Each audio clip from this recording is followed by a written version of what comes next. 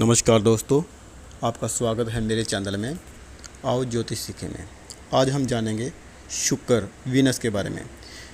शुक्र सूर्य से दूसरा ग्रह है और प्रत्येक 224.7 पृथ्वी दिनों में सूर्य परिक्रमा करता है। ग्रह का नामकरण प्रेम और सौंदर्य की रोमन देवी पर हुआ है। चंद्रमा के बाद यह रात्रि आकाश में सबसे चमकीली प्राकृतिक वस्तु है। इसका आभासी परिमाण 4.6 के स्तर तक पहुंच जाता है और यह छाया ढालने के लिए पर्याप्त उज्ज्वलता है। चूँकि शुक्र एक अवर ग्रह है, इसलिए पृथ्वी से देखने पर भी यह कभी सूर्य से दूर नज़र नहीं आता है। शुक्र पृथ्वी की ही तरह एक चट्टानी पिंड है। आकार व द्रव्यमान में यह पृथ्वी के समान है और अक्सर पृथ्वी की बहन या जुड़वा के रूप में वर्णित किया गया है। शुक्र का व्यास 12,092 किलोमीटर, पृथ्वी की तुलना में केवल 650 किलोमीटर कम, और द्रव्यमान पृथ्वी का 81.5% है। शुक्र, जिसका संस्कृत भाषा में एक अर्थ है शुद्ध, स्वच्छ, भृगु ऋषि के पुत्र एवं दैत्य गुरु शुक्राचार्य का प्रतीक शुक्र ग्रह है। भारतीय ज्योतिष में इसकी नवग्रह में भी गिनती होती है। यह सप्तवारों में शुक्रवार का स्वामी होता है। यह श्वेत वर्णी, मध्यवय, सहमति वाली मुख आकृति के होते हैं। इनको ऊंट, घोड़े या मगरमच्छ पर सवार दिखाया जाता है। यह हाथों में दंड, कमल, माला और कभी कभार धनुष बाण भी लिए रहते हैं। शुक्र नाम उच्चारण से शुक्ल से मिलता हुआ है, जिसका अर्थ है श्वेत या उजला। यह ग्रह भी श्वेत वर्ण का उज्ज्वल प्रकृति का ही है। यह नाम तृतीय मनु के सप्त ऋषियों में से एक वशिष्ठ के पुत्र मरुतवत का है। हविर्धन के पुत्र भव के अंतर्गत यही मनुभूत्य आते हैं।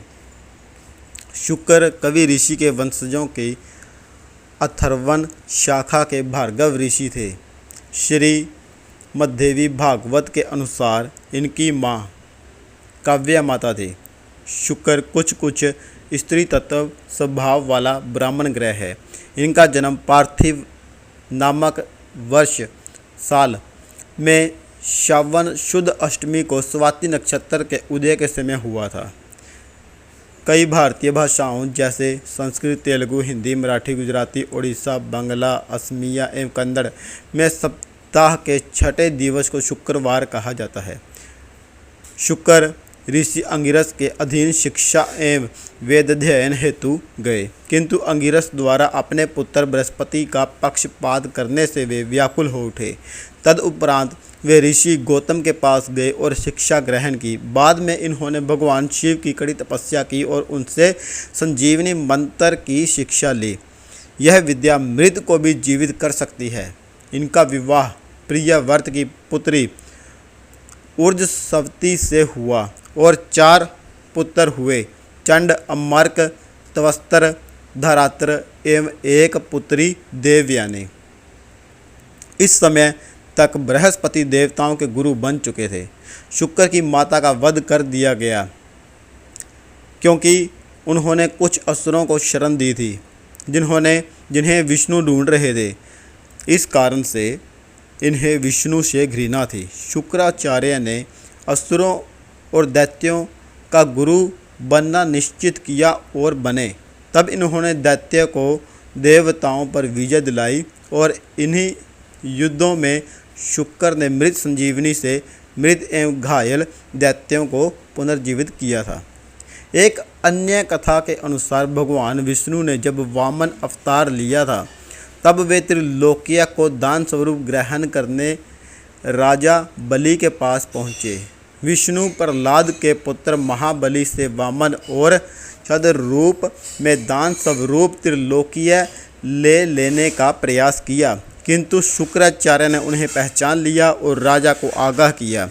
हालांकि राजा बलि अपने वचन का पक्का था और वामन देवता को मुंह मांगा दान दिया। शुक्राचार्य ने बलि के इस कृत्य पर अप्रसन्न होकर स्वयं को अत्यंत छोटा बना लिया और राजा बलि के कमंडल की चोंच में जाकर छिप गए। इसी कमंडलू से जल लेकर बलि को दान का संकल्प पूर्ण करना था। तब विष्णु जी ने उन्हें पहचान कर भूमि से कुशा का एक तिनका उठाया और उसकी नोक से कमंडलू की चोंच से खोल दिया। इस नोक से शुक्राचार्य की बाईं आंख फूट गई। तब से शुक्राचार्य कौन ही कहलाते हैं। शुक्राचार्य की पुत्री देवयानी का विवाह प्रस्ताव हेतु बृहस्पति के पुत्र कच्छ ऋषि ने ठुकरा दिया था। कालांतर में उसका विवाह ययाति से हुआ और उसी से कुरु वंश की उत्पत्ति हुई। महाभारत के अनुसार शुक्राचार्य भीष्म के गुरुओं में से एक थे। इन्होंने भीष्म राजनीति का ज्ञान कराया था। भारतीय ज्योतिष के अनुसार शुक्र लाभदाता ग्रह माना गया है। यह वृषभ एवं तुला राशियों का स्वामी है। शुक्र मीन राशि में उच्च भाव में रहता है और कन्या राशि में नीच भाव में रहता है।